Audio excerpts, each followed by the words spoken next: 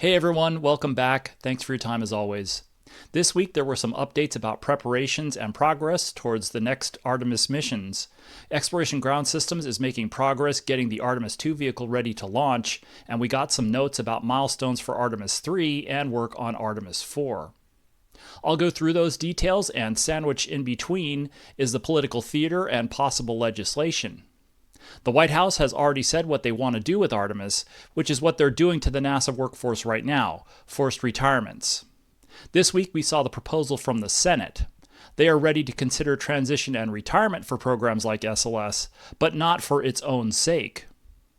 They're willing to start investing in a commercial transportation service to the moon and back, but transition and retirement isn't viable until something like Starship is flying to the moon, like Falcon 9 is launching into Earth orbit today. The Senate legislation is only a bill, and there's no guarantee it goes anywhere this year, let alone becomes a law. But I'll take a first deep dive into what they're proposing after beginning with an Artemis II update. We're still getting high-level updates on preparing the flight hardware for the Artemis II lunar flyby mission, the first one with a 4-person crew. Exploration Ground Systems continues to prepare the Artemis II Orion and SLS for launch next year in separate facilities at the Kennedy Space Center. EGS Spacecraft Offline Operations is loading flight commodities on Orion in the multi-payload processing facility in the KSC industrial area. In the Vehicle Assembly Building in the KSC Launch Complex 39 area, EGS Integrated Operations is running interface verification and functional test and checkouts on the SLS boosters and stages stacked on Mobile Launcher 1 and VAB High Bay 3. In the MPPF, work to complete Orion commodity loading continues.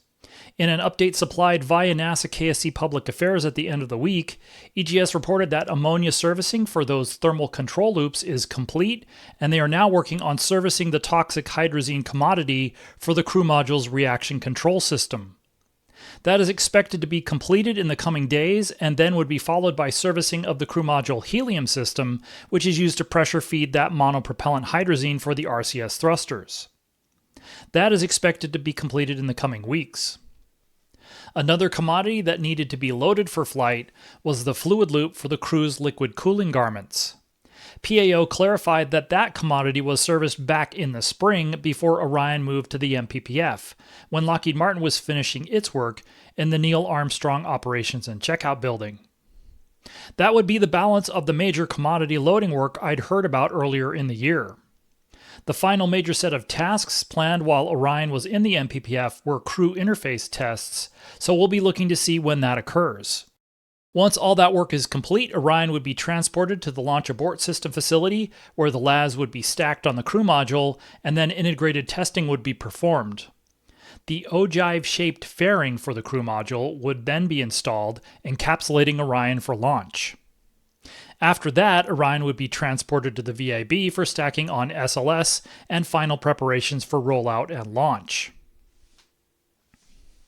Earlier in the week, KSC Public Affairs posted on social media that the SLS program-specific engineering tests for the booster systems were complete.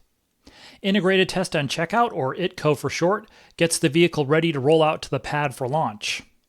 ITCO verifies the connections between the rocket and the ground systems and verifies that functionality of all those systems meets their specifications. This version of SLS, the Block 1 crew configuration, has 2 flight control systems, one developed by the program and one commercial off-the-shelf system that's part of the United Launch Alliance interim cryogenic propulsion stage that serves as the Block 1 in-space second stage. The SLS flight computers control the boosters and core stage, which fly the first 8 minutes of the mission through insertion before ICPS takes over and lifts Orion out of low Earth orbit. On Artemis I, it completed a full translunar injection that carried both Orion and the upper stage on a trajectory that passed about 100 kilometers above the moon, and it will do the same thing on Artemis III. On Artemis II, ICPS will stop a little short of a full TLI burn, firing long enough to put Orion in a high Earth orbit on its first crewed flight. In the VAB, EGS Integrated Operations has completed the interface verification and PSETs for the core stage and now boosters. Boeing posted a feature back in early June about the interface verification tests for the boosters and the core. With the mobile launcher providing power, that was the first opportunity to power up the core stage flight computers and avionics since it was shipped to KSC a year ago in July 2024. After that, the core stage P-sets ran through functional checks of the stages systems and the RS-25 engine control systems that are built into each of the 4 engines on the stage. And now the booster P-sets verified that their systems are functioning as expected. Once the ICPS umbilical connections are complete, EGS will next perform an analogous interface verification test and P-sets for the ICPS. On Friday, July 18th, KSC PAO posted some edited B-roll video taken in the VAB a couple of days earlier. These are the first views of the Artemis II SLS in High Bay 3 in a while. The video includes informative close-ups that provide some visual indications of how far the SLS-only integrated test and checkout has progressed. The video actually starts outside the VAB with some daybreak views, and then there are shots from the transfer aisle around the SLS integration cell in High Bay 3. There are views from the transfer aisle floor of the Artemis and Artemis II banners, and then looking from the High Bay 4 side of the transfer aisle at the vehicle in High Bay 3, with all the VAB platforms for the rocket extended around it for ongoing work.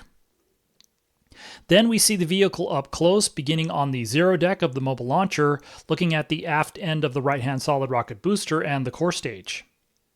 I'll go through the B-roll in more detail for members later, but in these shots we see connected umbilicals, systems tunnel cover plates in place, and frangible joints configured for flight.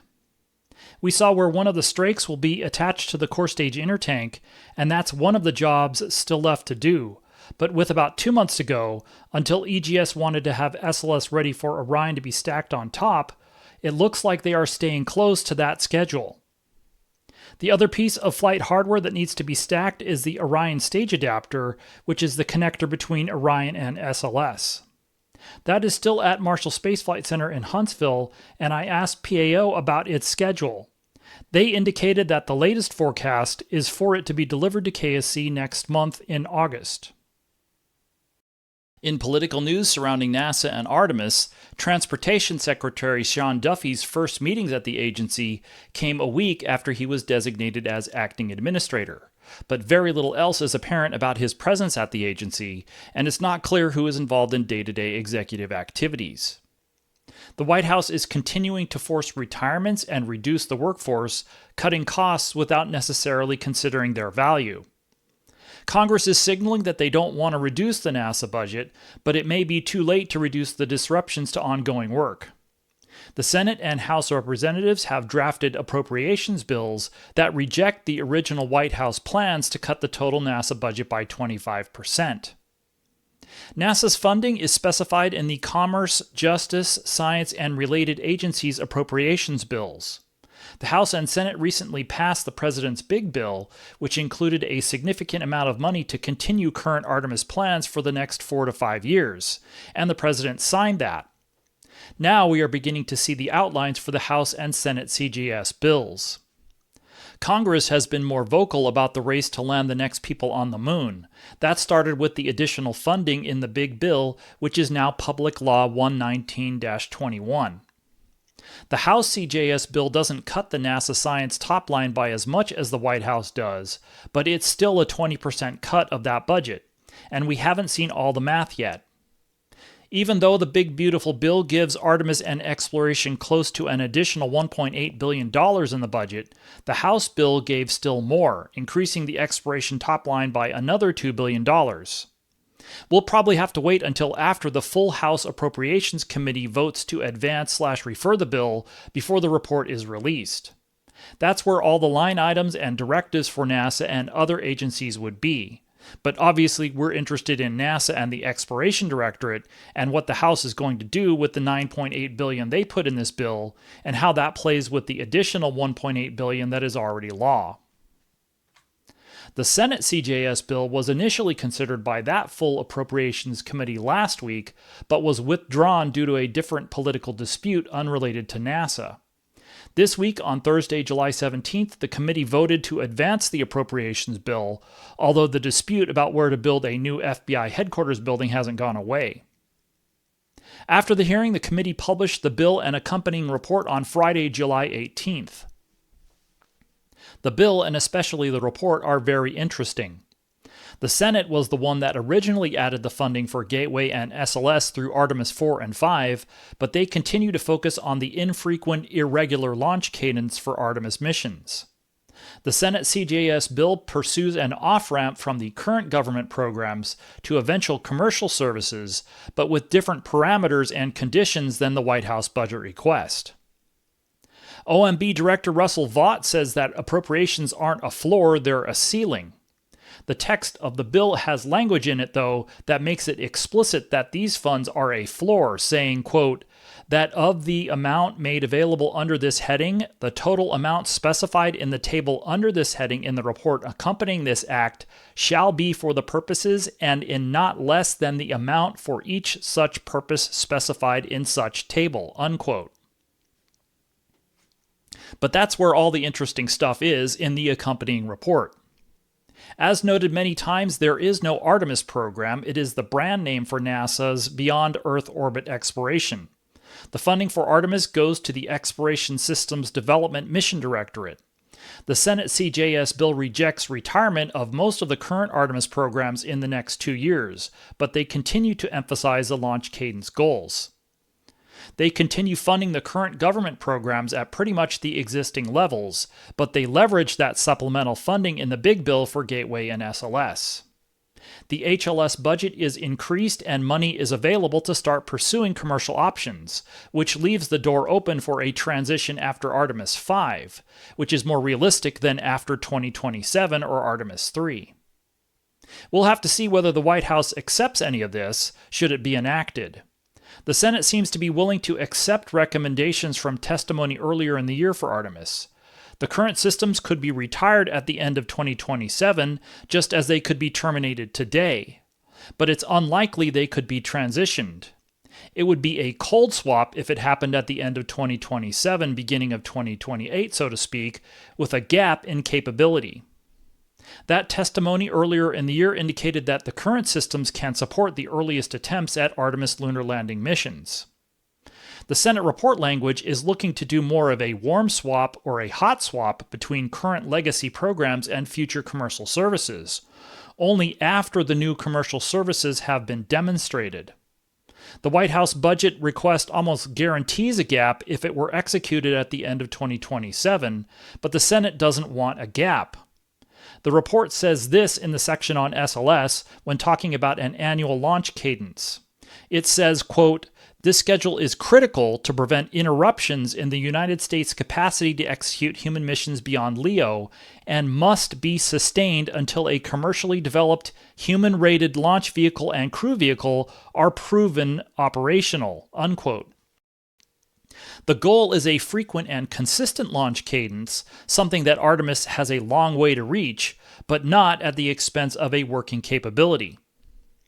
Given the money provided for Artemis 4 and 5 already, this suggests a possible off-ramp after Artemis 5, which would be no earlier than the beginning of the next decade.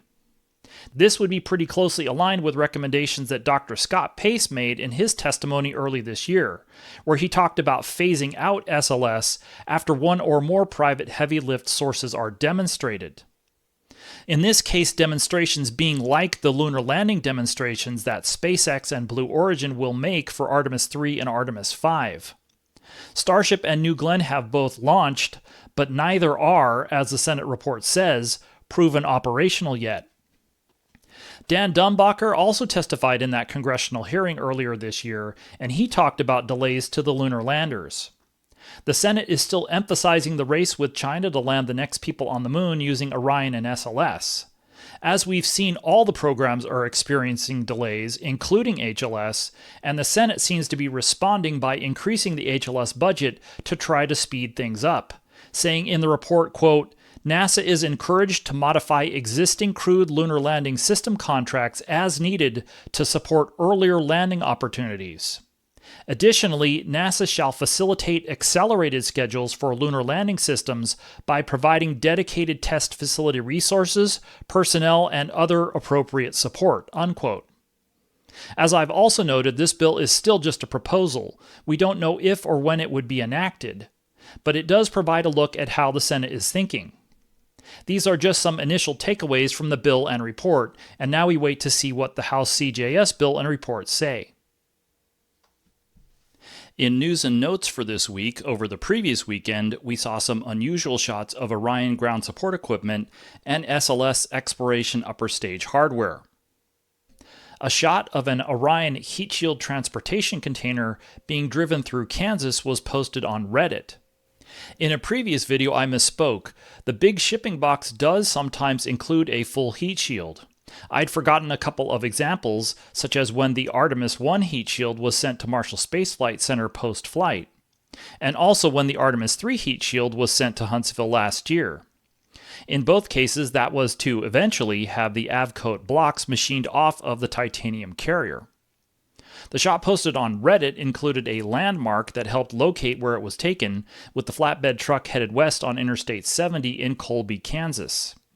I asked Lockheed Martin and the Orion program about whether the container was carrying any flight hardware and where it was headed, since it was pointed towards the Denver metro area where Lockheed has a large presence, including for Orion. Lockheed Martin Communications confirmed that the container was empty. It had dropped off the Artemis III heat shield carrier at their Star Center facility in Titusville on the Florida Space Coast, not too far from the Kennedy Space Center. And it was headed to Pueblo, Colorado for storage there. The heat shield carriers for the Artemis III and IV Orion builds are at the Florida production and launch site. The Artemis III carrier had its initial blocks stripped off as a result of the investigation into the performance of the Artemis I Orion heat shield. That was flying its first flight and first entry at lunar reentry speeds, and the investigation attributed char loss in part to the permeability of the Avcoat blocks and the skip reentry profile flown. Lockheed has fabricated a new set of blocks for the Artemis III heat shield, factoring in lessons learned from Artemis I and the post-flight investigation, and will begin the process of bonding those to the titanium carrier at some unspecified future time. After assembly of the heat shield is completed next year, it will eventually be mated to the Artemis III Orion crew module as a part of final assembly of that spacecraft. In another rare occurrence, also the previous weekend, NASA Michoud Assembly Facility posted still images of the Exploration Upper Stage Forward Adapter Qualification article after its welding was completed in the Vertical Assembly Center tool there. The date and time of these pictures wasn't specified, but Boeing had noted in an update back in May that this element was in the VAC. The VAC welds the SLS 8.4 meter wide barrels, domes, and rings for both EUS and the SLS Core Stage. These qualification article pieces will be assembled into a structural test article. The final VAC weld for the STA will be for the EUS liquid hydrogen tank, where 2 domed barrel welds will be made. The EUS liquid oxygen tank is a smaller diameter and uses separate welding tools.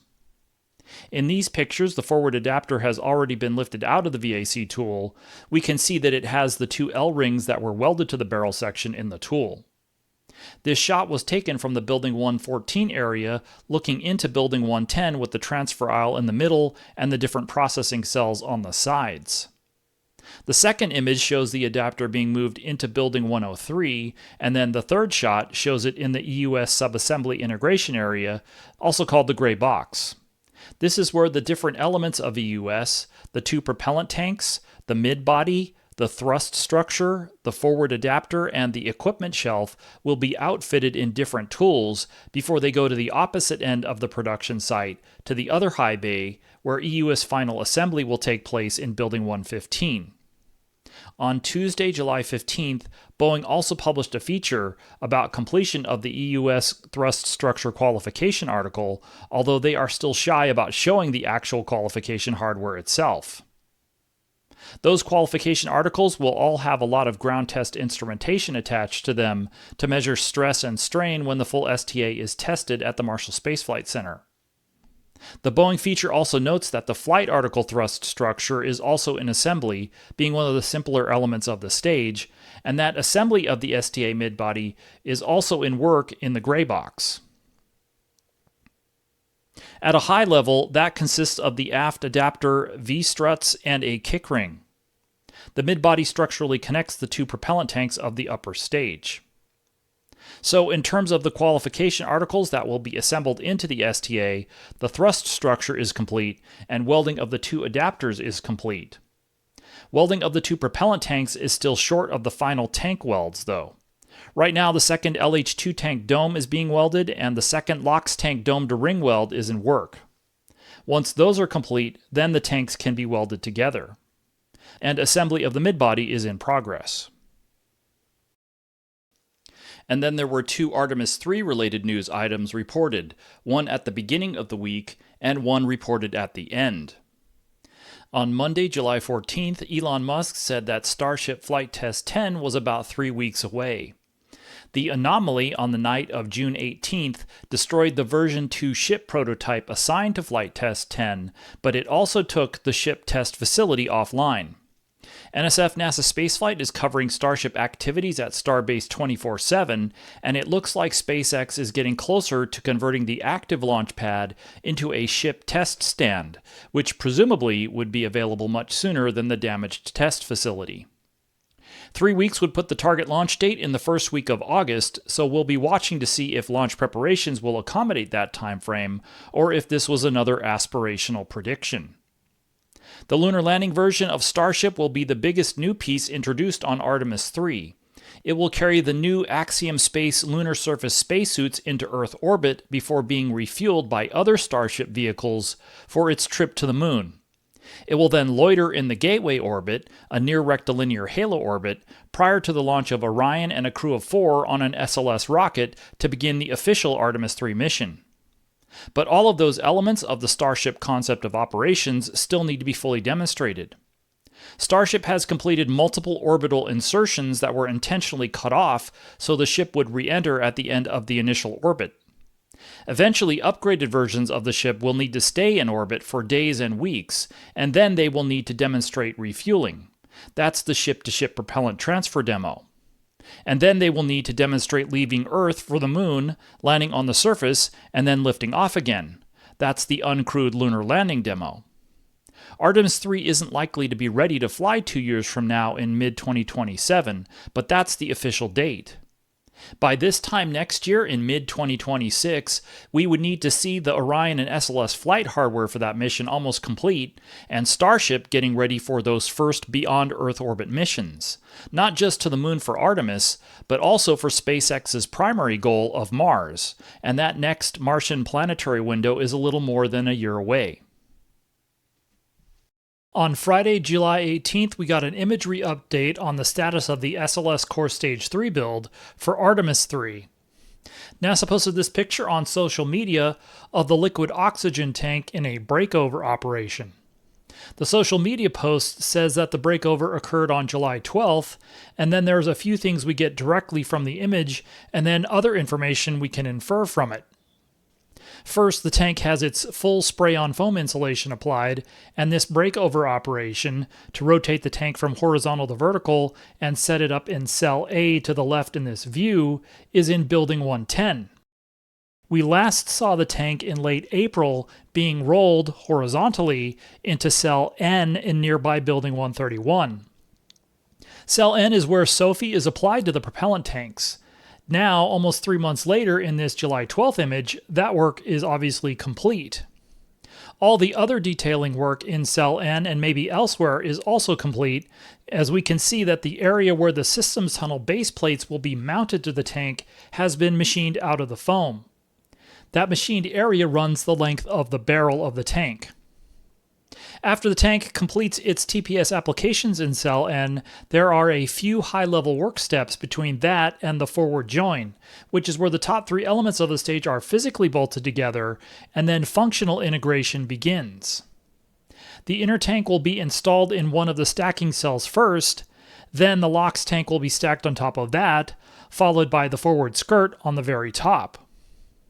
One of the LOX tank jobs that has to be done while it's vertical is installation of the tank's sump, and seeing the tank being rotated to vertical and being prepared to set up in Cell A means that sump installation is next.